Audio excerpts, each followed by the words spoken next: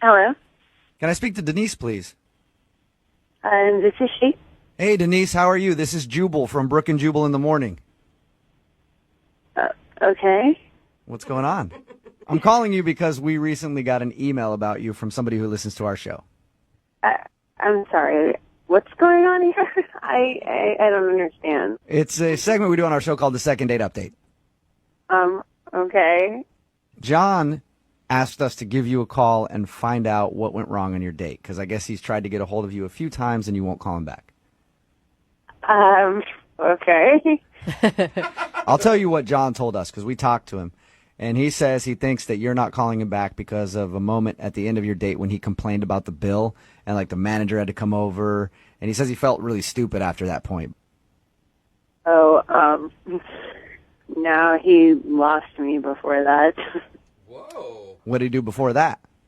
I mean, God, I don't know if I want to talk about this. Was it where he asked if you wanted to go back to his place and you said no? He told you a lot about our date, apparently. He did. He told us all about it because he's really curious what he did wrong and why you don't want to go out with him again.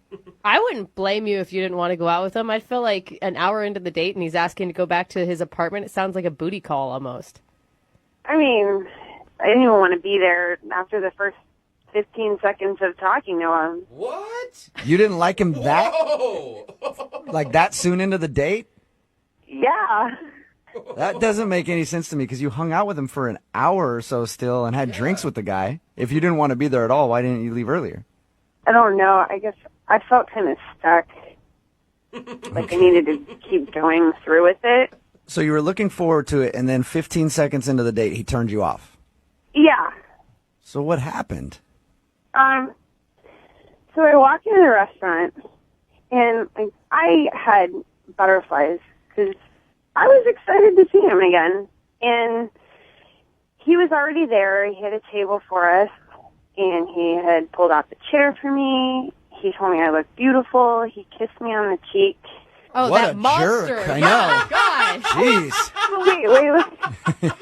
So we sit down, and I asked him, I was like, hey, how's it going? How have you been? And he answered, oh, God. He says, this is going to sound bad, but I forgot your name.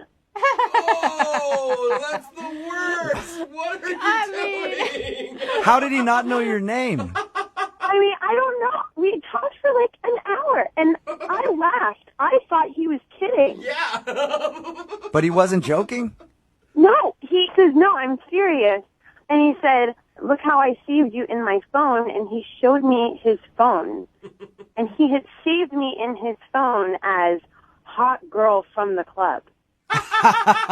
I have done that before, I too. currently do that. Yeah, and you'll be like texting somebody like, I have no idea what her name is. I hope she says it at some point. I mean, I don't know any girl that wants to be known as the hot girl from the club. I don't know. Yeah. I don't think it's that bad of an I mean, Yeah, but if the guy's sitting down with you on a date and then has to go, hey, I know we've been talking back and forth, planning this whole date, but Yeah. I don't know your name at all. It means he doesn't care about your name. Yeah. he's wasted. So what did you say to him after you found out he didn't know your name?